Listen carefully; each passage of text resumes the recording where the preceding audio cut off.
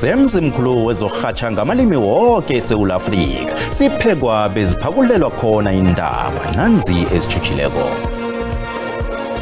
We're accused as a family that we were actually the first suspect, that we actually killed our dad. SAPS has been captured for the longest time by one man. Imindeni yabahlabi mkhosi ababulawa eMpumalanga ikwamukele okuvezwe ngukomishinara wamapholisa weMpumalanga ojanyisweko uDaphne Manamela. Said you cannot assist with that. Why is he sending you a reminder and you are thanking him?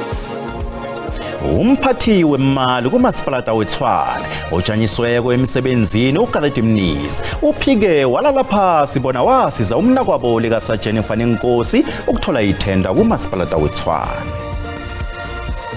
Mr. Nkosi felt that the matter was postponed just for a further week in order to frustrate him and punish him. Igqwetha lika Sergeant Nkosi lisole umbuso ngokuhlanganisa amacala umsolwa aqalene nawo nensolo ezivele ekomitjhinini kaMadlanga zokuthi batsho uNkosi bekasithunywa sengikhulu zemapholiseni. Emakhaya ngemakhaya sitjana ngamalotshiso wantambama begodi sibone samukele nendaba zesindebele ku SABC1 ngingothulani Bongwe akwande.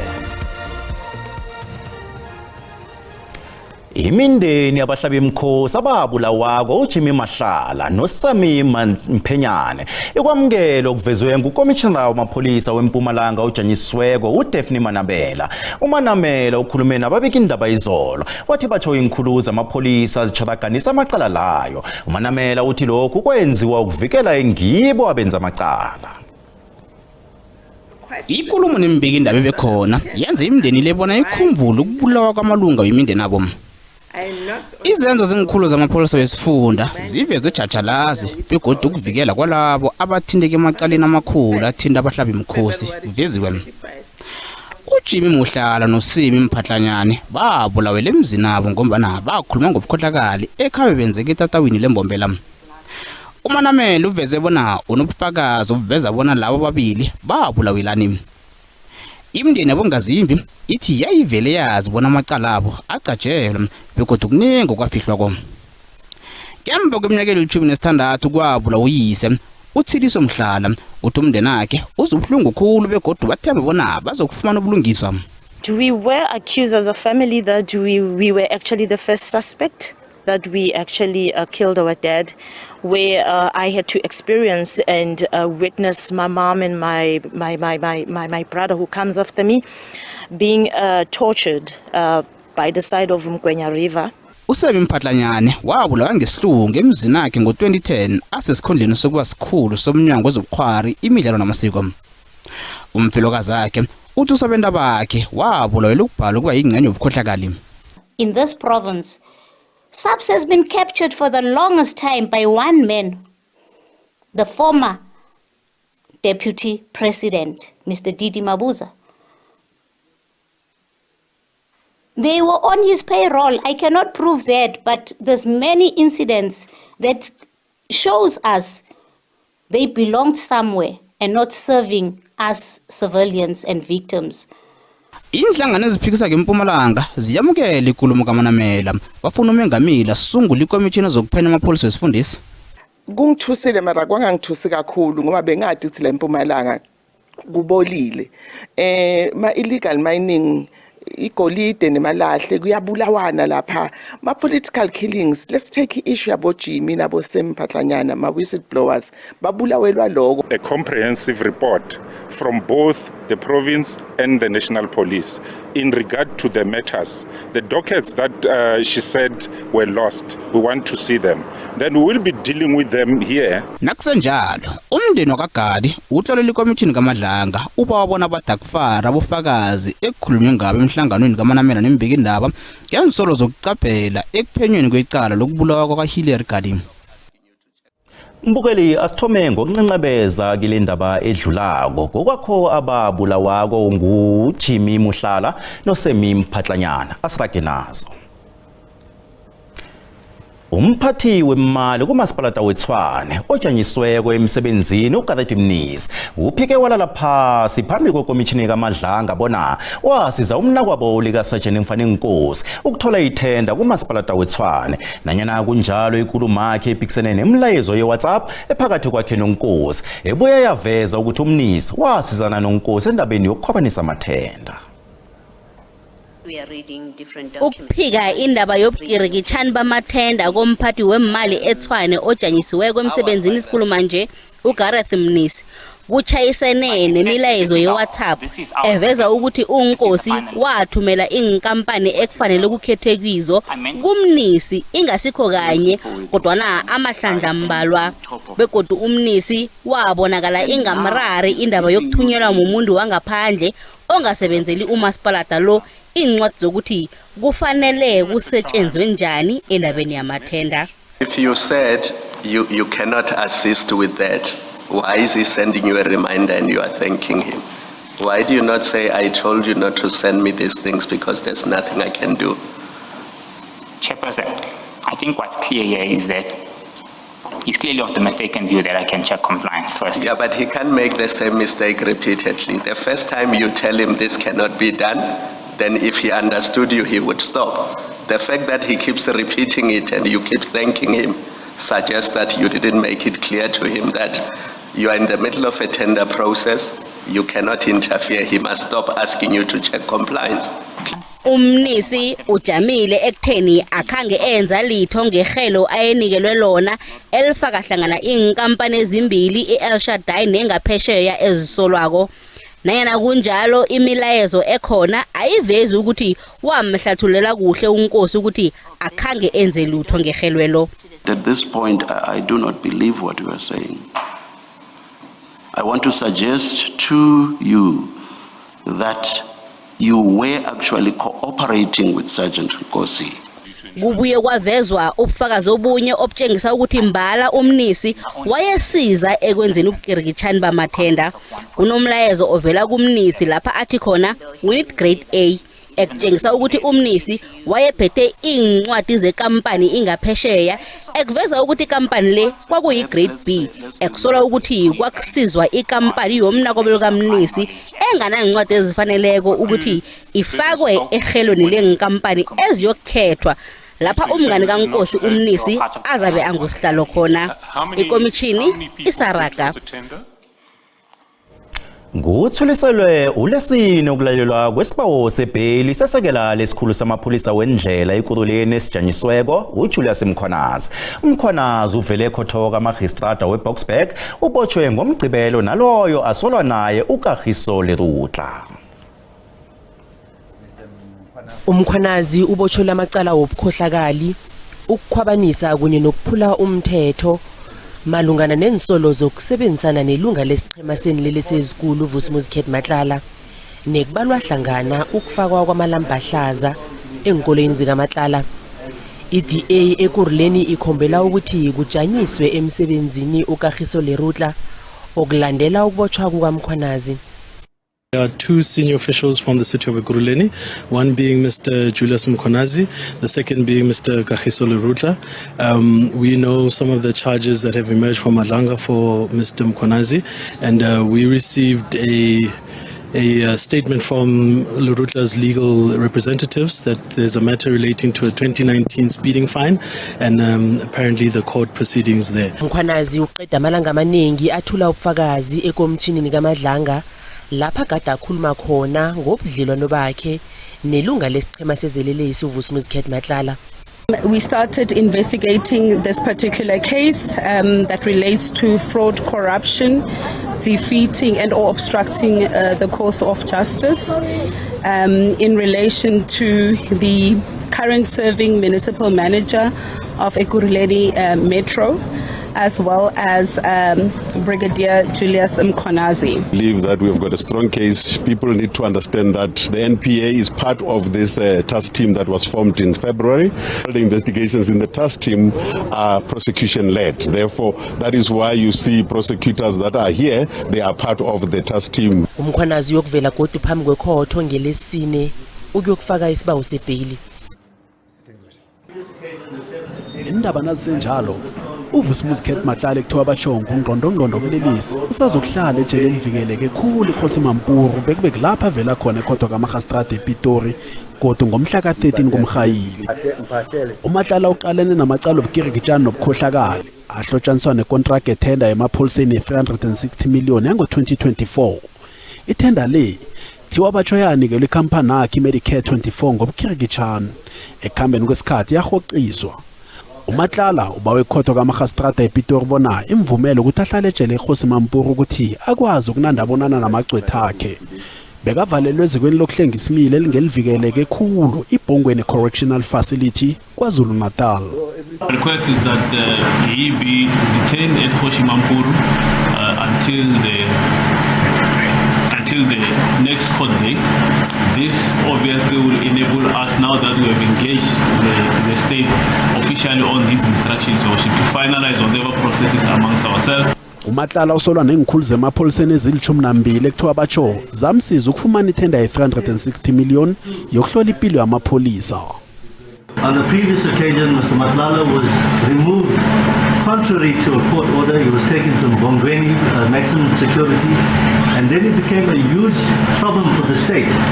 Also a very risky problem, Your Worship, as IDEC officials had to transport him and move him to Khosi Mampuru. uMatlala usesesesitokswini kanti asolwa nabo bafumana ibhayili. Ekuveleni kwakhe kokugcina wabhalelwa kuvela ekhotho ngesikhathi alethwe ukusuka eKokstad. uMatlala nasolwa nabo balindeleke bona bavele ekhotho kodwa mhla ali-13 kuMrhayili.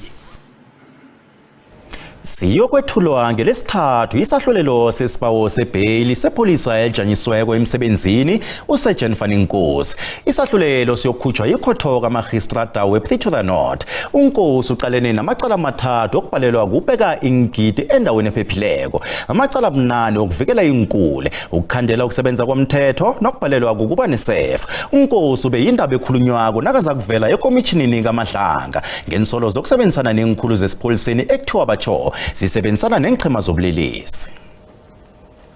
Kuthome ngokungangisana ekhotho igcotha lomsolo nalizakusola igcotha lombuso ngokukhuluma mala nalikatsho alikazi ukuba khona ukuraga ngesibawu sebhayili ngeveke epheleleko. It seems that there is a deliberate conduct by the state to delay these proceedings and to frustrate him. Kodwa na igcotha lombuso libonakala ukuthi alizizwa kuhle insolwezi. The defense is saying that they are getting instructions from their clients that he got information, and I'm saying he must fire those informants. He must fire them because they are ill-informed. Igcotha lomsolo alisola umbuso ngokuhlanganisa amacala omsolo aqalene nawo nensolo ezivele ekomitshinini kaMadlanga zokuthi batsho uNkosi bekasithunywa sengikhulu zemapholiseni. There is this notion that he is associated with criminal syndicates. But why he is not being charged with that? He is being charged with something very different from what is being alleged in the public ocean. Umbuso uthi insolo ezivele ekomitshinini kaMadlanga zitshengisa ukuthi uNkosi akanandaba nomthetho. The absence of past interference does not eliminate the risk, and that this court must consider the applicant's position as a police officer being suspended or not based on his knowledge of systems and his access, all of which increase the likelihood of interference, whether it will be direct or indirect. Igcotha lomsolo aligandelela ukuthi uNkosi wathathelwa amakarata akhe wokungena emsebenzini nakajanyiswa emsebenzini bewayeleliswa bona angathoma ngene ofisini lakhe, kungalokho-ke angakhanga khona ukubuyisela amadoketi nenkulu ezitholwe emzini akhe nabekusethwa khona. Umbuso uthi uNkosi bekasebenza ngawo amadoketi lawo. Igcotha lomsolo alijamile ekutheni uNkosi kufanele anikelwe ibhayili kanti umbuso wona uthi uNkosi uzokubaleka nanganikelwe ibhayili. Ekhasini lethu leFacebook sibuze bona ukufikela khathesi uyibona njani ikomishini kaMadlanga nomsebenzi wayo nakumbono wakho yalandela.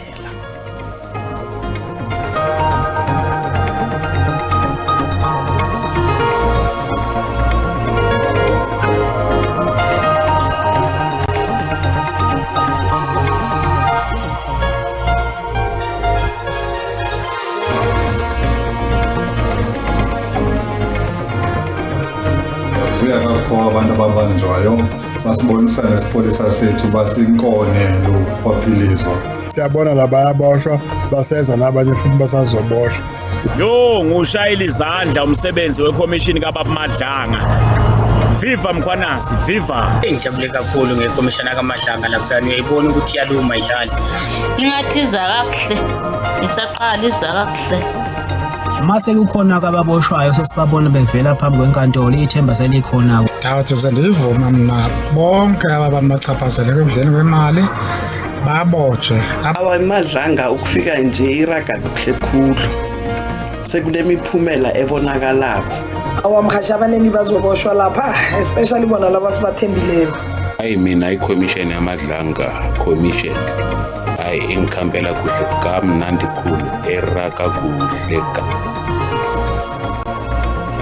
Umbono ngeyombukeli SABC ayizokuthwasa umlando wokuziphendulela kombono wombukeli. Nasibuya entolo. Ulala ubuthongo basafutha omunye wabalingisi bakade kumabonwakude uCynthia Shange.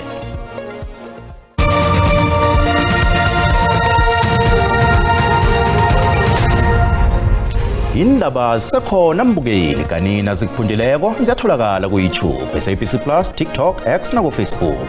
Asirage nazo.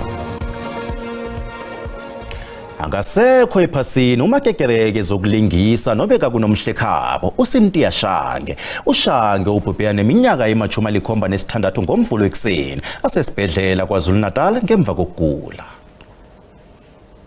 Ngewathola idumo ngabo 1970 nakaza koba ngunomhlekhabo weSouth Africa wokuthoma womndonzima. Ngo-1972 wajamela iSouth Africa ephaliswaneni leMiss World eLondon. Ulingise emidlalweni kamabonakude ehlukahlukeneko kanti wathuma unongorana we-Lifetime Achievement kuMasafta neSimon Mapuru Sabela Awards. Would like to extend our gratitude to all the messages that we've received, and details are still underway. Ushange uchiya ngemva umlando omuhle ekorweni yokuzithabisa eSouth Africa. Uchiya ngemva abantwana bakhe kunye nenzukulu zakhe. Imininingwana yomngcwabo iza kulandela.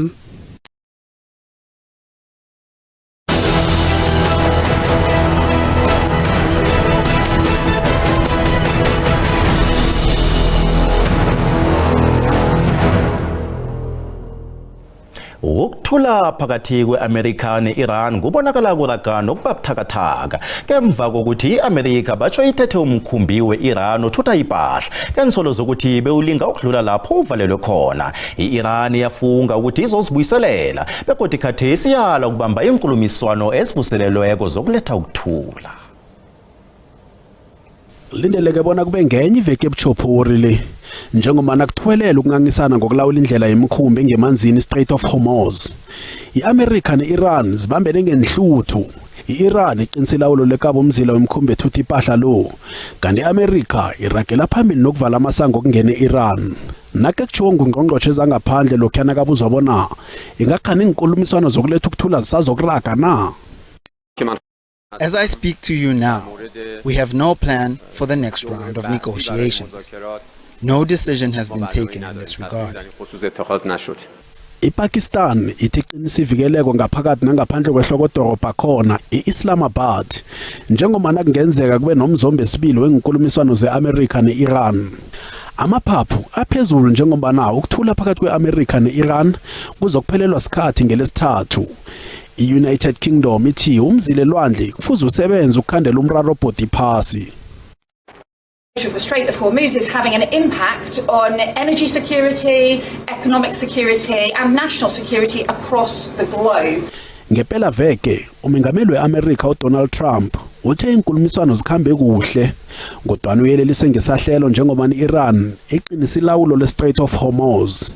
I-China izwakalisa ukuthwenyeka ngegadango le-America lokukhandela ngamandla umkhumbi wempahla we-Iran.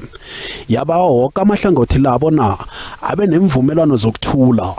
Nakusenjalo iRussia ithi nethemba bona inkulumiswano zizokuraga. Yayelelisa ngelithi nakungahlomba kwenziwa njalo ngalandela imiphumela emimbi emnothweni esiphande newephasi zomelele.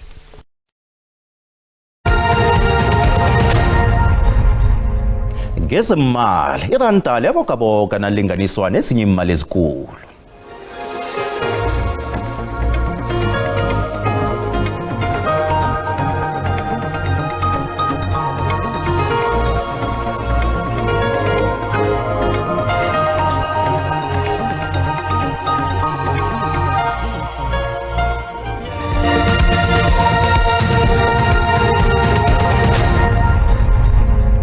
Siyaloshisa ngomvulo asiqaleleni sinyazana ubujamo bezulu sibona lapha ke amathuba nge-30% esifundeni sangapha ke ngeTshingalanga Kapa nalapha kubo Freystata endaweni zangaleke ngeNorthwest nangapha ngeGauteng kuthi ke na utshinga lapha bombombela aqine nge-60% nangale ngePhulukwane ngaleke kubo Phalabhura aqine khudlwana nge-80% nasithi siyokuqala ukuthi kusasa anjani sibona lapha ke 80% iza nangapha ke endaweni zangePitori kanti ke i-60% phakathi nenaga yeSouth Africa nasithi siyaqala ke lapha eCape Town litholakale ke godu nge-30% lizulu lelo nasithola lapha isilemukiso sibona lapha ilwandle libukhala ukusuka ngale ke ngeTshingalanga ukuza ngapha endaweni zakubogcibeka kanti ke imjijo iduma kumbi kileza ndawo zangeLimpopo nasithi siyaqala kusasa sithola lapha imjijo eduma kumbi yehlele nangapha ke ngeGauteng nawuthi yaqala godi ilwandle lisesebukhali lifikele lapha ke endaweni zabo George nalapha ke endaweni zemkhawulweni wangale ngeNorthwest nangeNorthern Cape sicala lapha amazinga okushisa sithoma ngapha ngeGauteng sibonakala ke sipholile lapha eJohannesburg kuthi kezinye indawo pheze zonke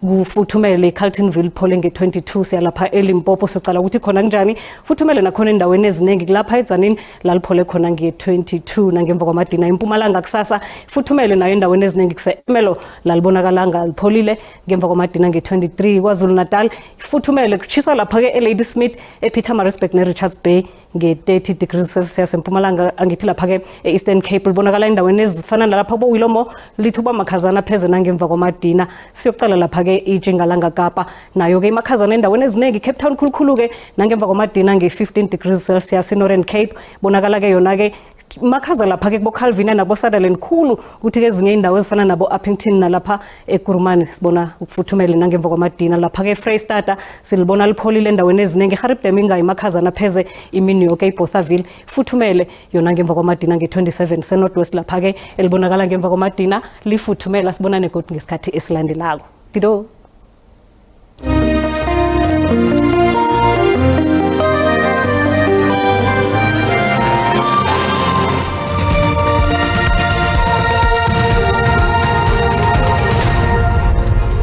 Esimbi ekhomba kulandela indaba zesizulu kusasa ngesiswati kukhobongile